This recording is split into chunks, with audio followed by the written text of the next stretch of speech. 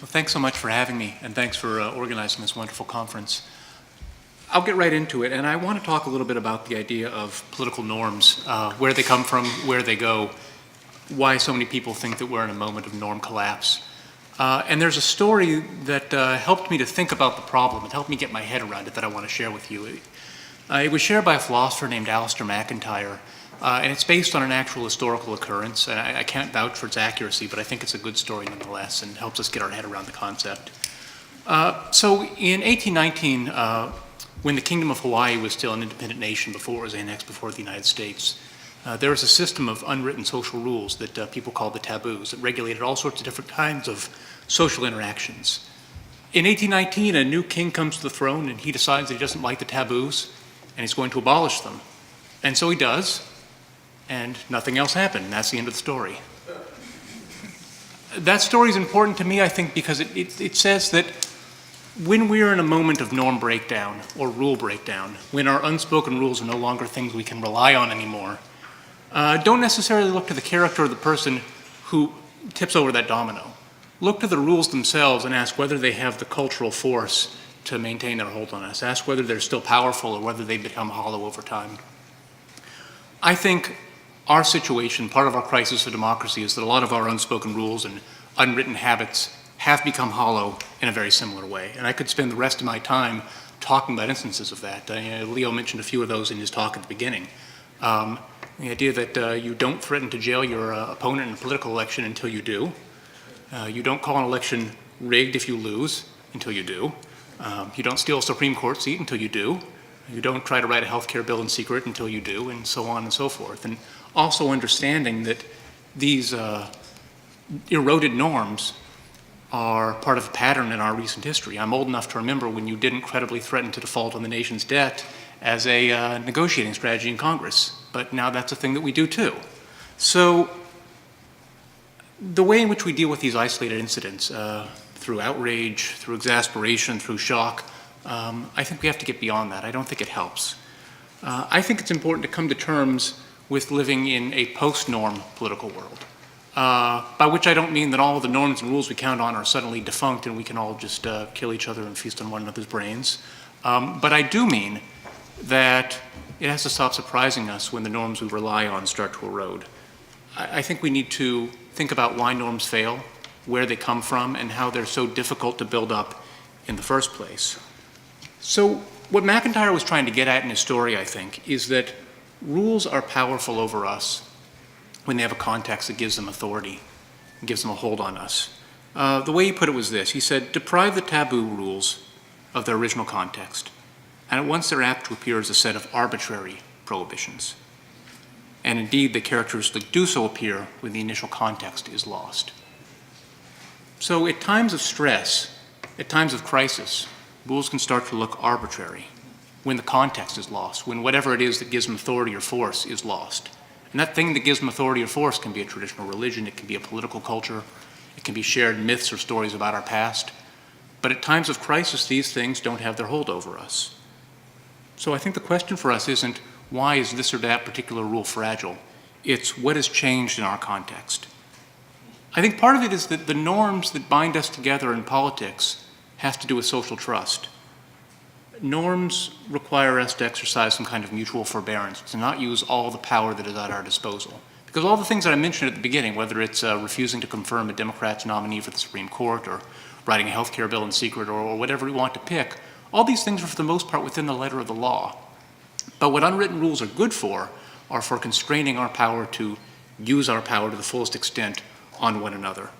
I think norms require political elites and political actors who want to win at most costs, but not all costs. And there's an important distinction between those two. And what that means is that people in politics have to have a certain degree of solidarity with one another. And in order to get away with that, they need a certain degree of leeway from the public to exercise that kind of solidarity with one another. When I teach political thought to my undergrads at Columbia, one thing that we read is Aristotle. And we read him saying that in democracy, we have to have the knowledge and the ability both to rule and to be ruled. That's the virtue of the citizen, to know the rule of free people from both sides. And this is, I think, a problem because in a polarized society like ours, it's difficult to imagine the other side, however we conceive of it, ruling us, just as it's difficult for them to conceive us ruling them. In a society with strong and more binding unwritten rules, it's a kind of society in which we can imagine being ruled over, and we can imagine forbearing to use all the power at our disposal when we have a chance to rule. And that's difficult to imagine. I don't want to get into the history of how this polarization got there because, again, that'll take all of my time. I think suffice it to say that this is not symmetrical, and I think if you read people like Norm Ornstein and Thomas Mann, you'll see that most of this polarization in the country is coming from the political right, and I don't think I need to prove that case here. But I will say the problem we're in has a lot to do not just with political elites who have lost faith in each other, but it has to do with a public that I think, as we saw in the last panel, is losing faith in its elites. For good reason, right? We've seen a financial crisis with no one punished it. We've seen a number of flawed foreign engagements like the Iraq War and no one suffering the consequences for it as far as the elite goes. And I think what that means is when we see an elite getting away with these things, it means it's difficult for that elite to enjoy the kind of public confidence it takes to exercise solidarity for one another, to get away with treating each other with restraint. Because in good times, in more public-spirited times, what looks like restraint and mutual forbearance in our times looks a lot more like corruption and self-dealing. So all of these rules that I'm referring to aren't so much arguments about why you don't do things. If I were to ask people on the street why you don't threaten to jail your political opponent in an election campaign, some people would be able to come up with 5 or 6 arguments for why that's bad for liberal democracy, but a lot of people would just say, you just don't do that. It's crazy. And I think that's an acceptable answer. I think these norms are habits, they're integral structures of behavior that tie together in all sorts of unpredictable ways. They're bound together in lots of complex ways. And the whole structure is weakened when we displace any part of it. This thought that systems that build up over time are complicated and fragile and threatened by our attempts to displace one little part of it at a time, this used to be a core conservative insight. It wasn't a thing that people talked about in labor union panels, but I think it speaks to the state of political conservatives in the US right now that no one talks about that, and then that's where most of the recklessness in our political life is coming from. But I think this insight, regardless of who says it, is a good one, that we're better at destroying norms and destroying political cultures than we are at creating them. Another thing I teach to my undergrads is stories about political founders in historical life, whether they're the cult of the founding fathers in America or going back much earlier, a sort of canon of great founders in Western political thought, Moses, Romulus, Sergius, even Muhammad. The idea about talking of these founders as semi-mythical, legendary sort of figures isn't to express the hope that one of these people is going to happen along and refound our political order. I think it's to express humility that we aren't good at creating political cultures from scratch. We aren't good at creating new norms and rules from scratch. They accrete over time, or they come in revolutionary moments that are themselves very scary. I think those of us on the left and liberals are very good at critiquing norms and habits, rightfully so, but we're not so good at building them and establishing them and protecting them, because historically that has not been our job. I think now it has to be our job. I will say also that when it comes to the arguments within the left, between liberals and the left, there is some discomfort, I think, on the left, as I understand it, with norm erosion talk. And I think there are a number of reasons for this. To the best of my ability, here's why I think the left has a problem with this sort of talk. And I'll talk about what we can learn from these arguments, even if I don't find them convincing. One, I think there's a tendency to treat norm erosion talk as sort of superficial, that it's more concerned with what the president tweets than how he affects ordinary people. Two, it can seem really focused on the behaviors of political elites, like how people act when they legislate in Congress, and not so much the behaviors of ordinary people organizing for political power. And three, it can sort of seem to exonerate the past. If the norm erosion talk starts in November 2016, well, was it a norm erosion when the US practiced torture? Was it a norm erosion when we sold the Iraq War in the way that was sold to us, and so on? It can seem arbitrary when we divide that line. So I will say that although I'm not convinced by the critique that this talk isn't useful, I think we can learn a lot from it. Here's what I think we can learn from it. I think we can learn that the crisis of democracy didn't start in November 2016. It's a generational crisis. I think we can learn that elites are an important part of the story of norm erosion, but that elites have the ability to restrain themselves when they're trusted to be acting in the public interest. is a story about ordinary people and their relationship to political actors, not just political actors themselves. But what norm erosion talk gets us, I think, is the idea that democracy doesn't just need institutions and laws, it needs habits of the heart.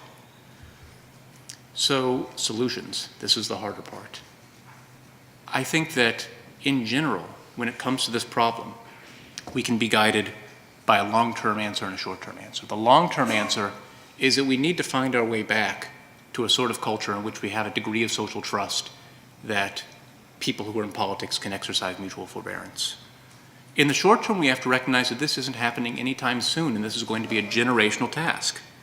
So how do we act with both of these things in mind at the same time? How do we act with a long-term goal of restoring norms and a short-term goal of operating in a politics where norms don't bind political actors?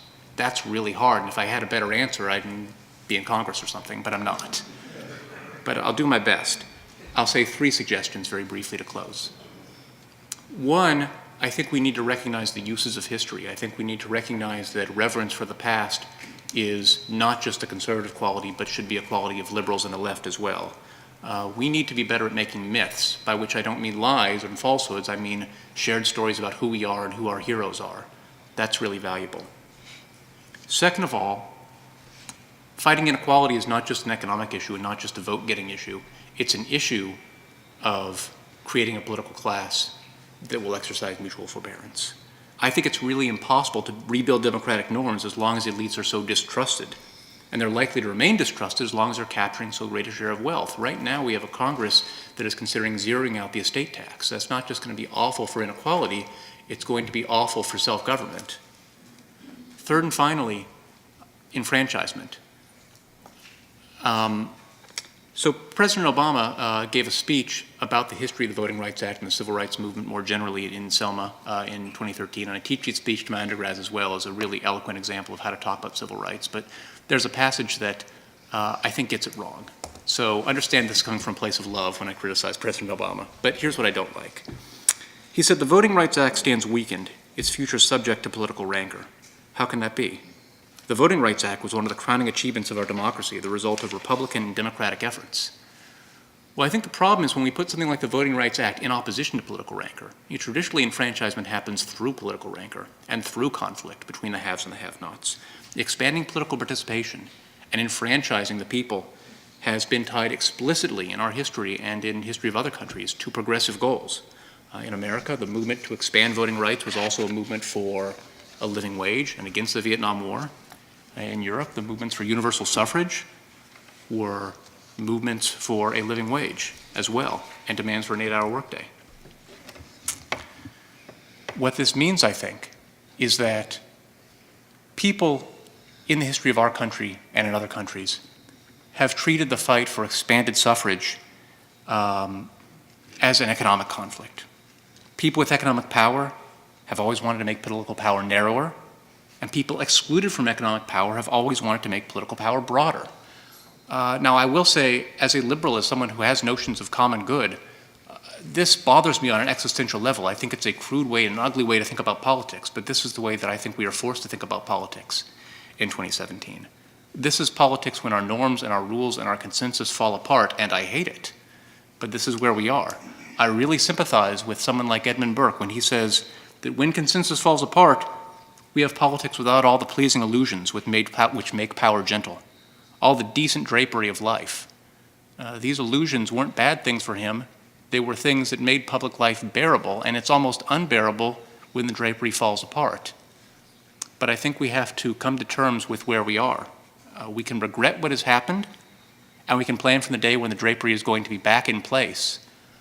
But we can't close our eyes to the state of our political norms, and we have to act both with an awareness of how deeply they are damaged and with some kind of hope that we can be part of a generational task of rebuilding them, if not for us, then for the people who come after us. Thank you.